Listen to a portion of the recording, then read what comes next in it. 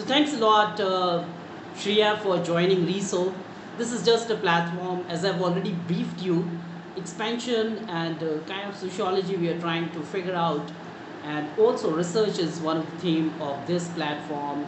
So that is the reason. And once again, thanks a lot for joining and giving your precious time.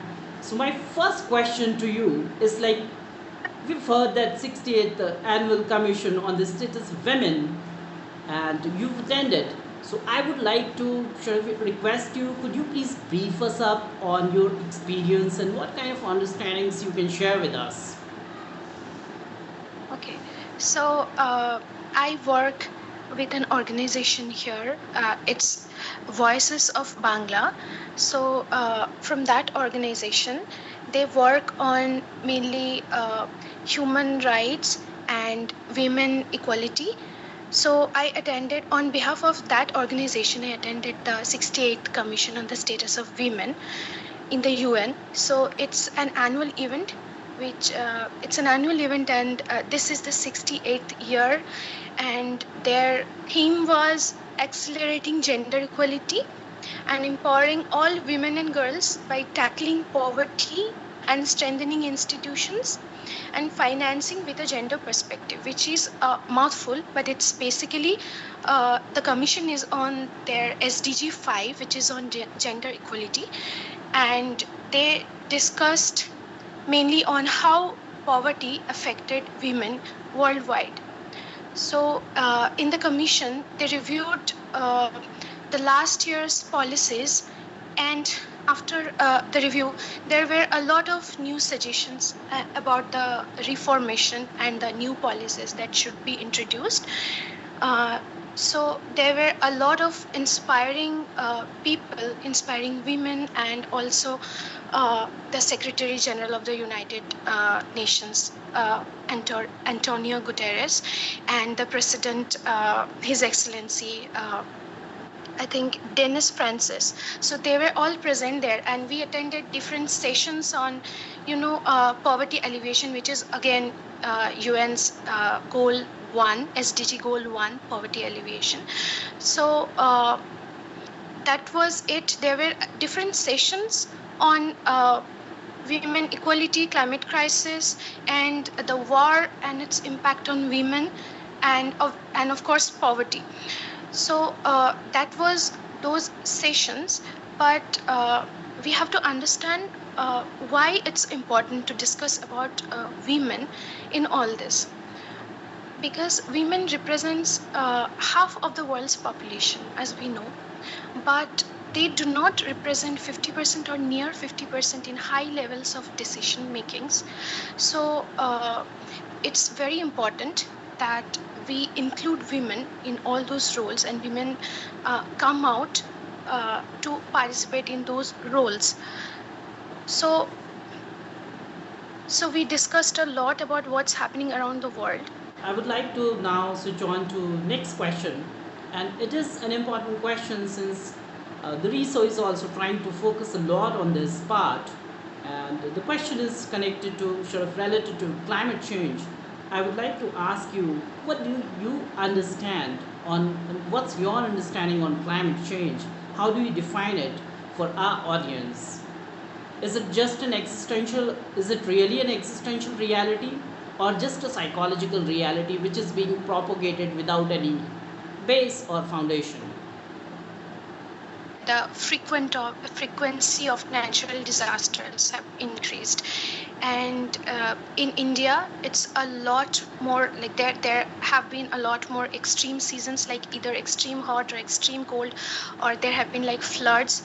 And even if I talk about the US, I can see there have been a lot of forest fires lately, and the frequency have increased.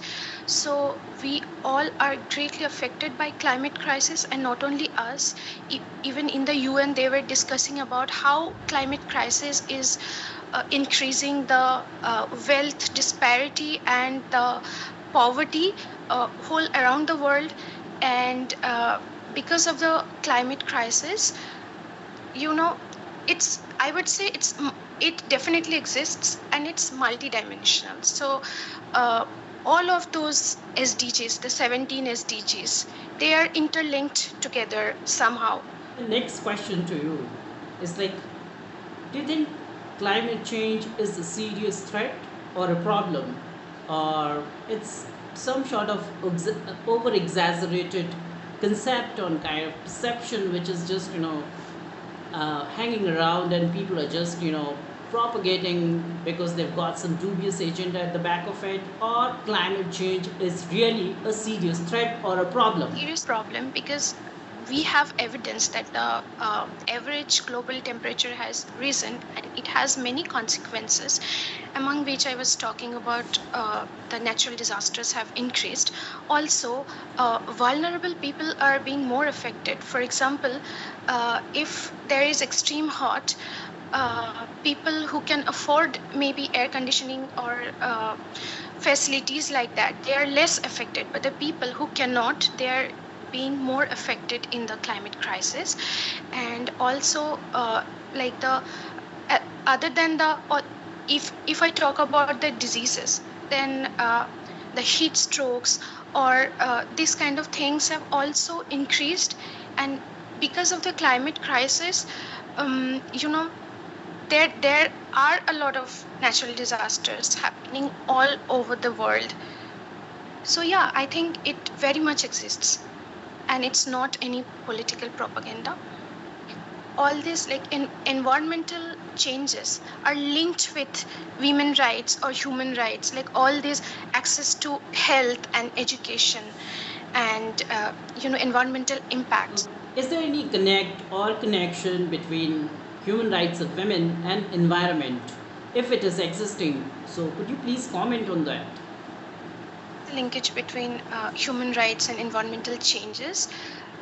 So, in developing areas or areas affected by environmental disasters, uh, you know, women being often women are marginalized, so they are affected more than the normal population. For example, if I say about the conflict zones where wars are happening, uh, we can see that the medical facilities are not there, and the women are forcibly displaced from one place to another place, hampering their education, their access to education. So of course, if somebody does not have the education, he or she will be uh, dependent on others for basic necessities.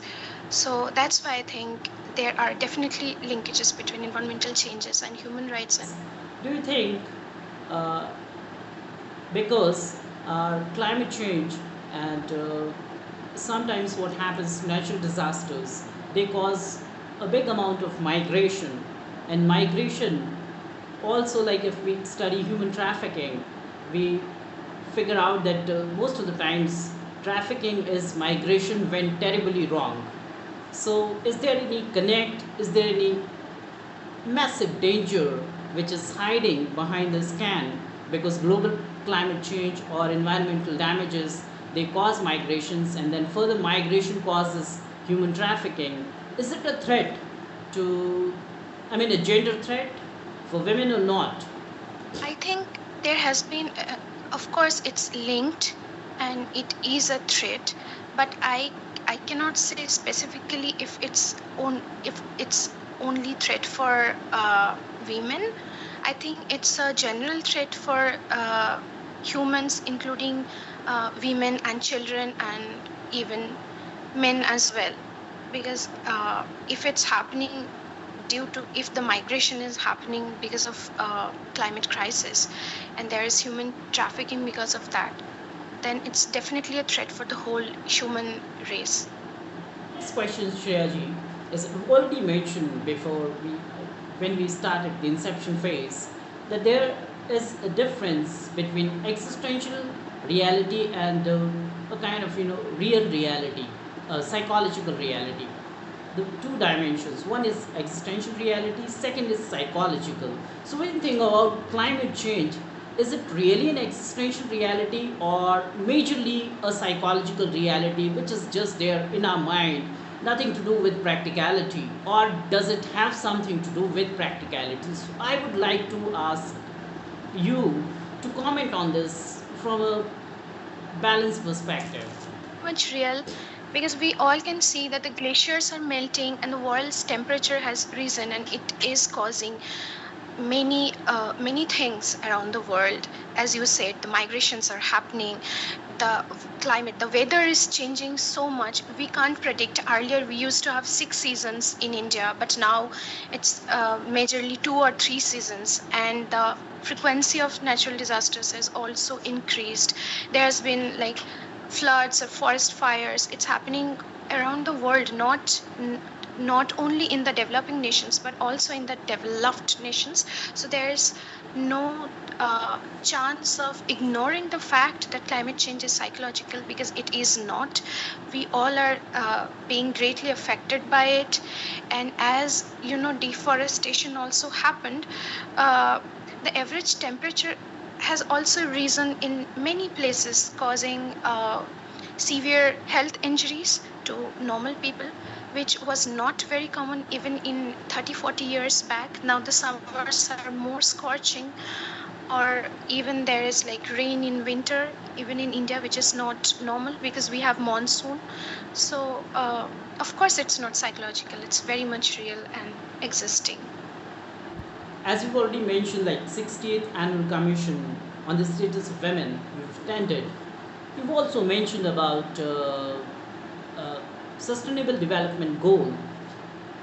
So I would like to Yeah. ask you how Sustainable Development Goals, if meeting, are they instrumental in causing overall socio-economic and political development of women? The sustainable development goals are very much aligned with women rights and women progression in general, because they have 17 goals and all the goals are interlinked with one another. So the goal number 1, which is poverty reduction, it is also linked with it is definitely a sustainable development goal, and it's also linked with women equality, because as per the UN stat, 1 in every 10 women lives under extreme poverty. And even today, 340 million women around the world lives under poverty, which represents 2/3 of the population which lives under the poverty. So that is one part. And then there are other sustainable goals which are on refugees and gender equality, which is goal number 5. So my basic question, simple question is, what is the connect between Sustainable Development Goal and causing overall socio-economic and political development of women? Is there a connect? Are they instrumental? Or is there an achievement? Are we moving towards achieving those goals? I think we are moving towards achieving those goals, not fully, but somehow the sustainable development goals are making us aware about what's happening around the world, and people are like, there are representative countries which have to show their progression per year, that what's happening and what has been happening in the year and what's the agenda for the next year. So I think that we are not there yet where we can conclude that yes, we have progressed, but yes, we are definitely going towards the progress. My next question is, since you also doing your now preparing your second master, you must have done some amount of research. So my question is, since like my dedication is also into a lot of research and all, uh, how important it is for us to do pure research, real research, in causing overall development, let's say on human rights for women, and how important are researchers in terms of natural disasters, global climate change, and ecological threats, how it is important research. Please comment. So research is very important because it gives you the um, real perspective, what is happening in the ground. For example, in my bachelor's, it was more about the academic environment and the classroom learning. But in my master, I delved a lot into the ground reality because I have done several uh, individual projects and group projects where I visited different parts of rural Bihar. And for example, for my master's dissertation, I did it on school sanitation, the management of school sanitation, and the impact of water sanitation and hygiene. So there I found the stark disparity of the policies and its ground implementation. So there are policies and regulations regarding a lot of the things, but if you do not do research and go to the ground, you never know what's happening forward. And to improve uh, the things that we want to improve, for example, women equality or watch conditions or whatever it is, research is the key. How important it is for humanity to conduct sociological research in natural disasters, in global climate change, and on human rights of women, human rights of downtrodden people, poor people. Different human rights violations happen across the globe. But how important it is to conduct sociological research, how important and relevant it is a sociological perspective to be applied when we conduct humanity based and connected research. I learned from my academic experiences is that you have to your approach towards a problem should be holistic. It should incorporate the scientific views as well as the sociological and economical views, because not one section can solve a single problem. So from that perspective, the sociological dimension is also very important, just like how the scientific or other perspectives are in place. And I have done like I have for my researches I have done the qualitative as well as the quantitative approaches. So it just depends on what kind of problem you are delving into. Uh, but the qualitative approach is also very important, that can bring out a lot of perspectives and details, which can be very beneficial uh, for a research. So this is my last question to you. Since like you have ecological background, so I would like to ask you how ecology can be foundational and fundamental in causing overall development for humanity when it comes to natural disasters, global climate change, human rights in general, human rights of women, human rights of different sections of people. How ecology can sort of pave a way for us for and causes fertile grounds so that betterments and other things can happen in a much better way for us. Please. Like these are the fundamental of science, which gives us principles and based on which we apply our knowledge. And I think in for me incorporating multiple multidimensional, there are different kinds of ecology, but it is also associated with different ecological systems that is also connected with our like biological systems and geological systems. So it's all interconnected, and through studying it we understand our system better, the earth cycle, the water cycle, the air cycle. And so I think for like it helps us to have a better understanding um, for the subject. I basically I studied a little bit of ecology along with a lot of environmental economics and laws and policies and even GIS and remote sensing. So I am good at connecting the dots and see the correlation and like think from a holistic perspective. why it's important to be inclusive about these subjects. Shreya joining RESO platform and giving your precious time and also giving us your inputs, your comments. They're certainly wonderful for us and for audience, and we should certainly draw benefits for by your insights. Thanks a lot, Shreya once again.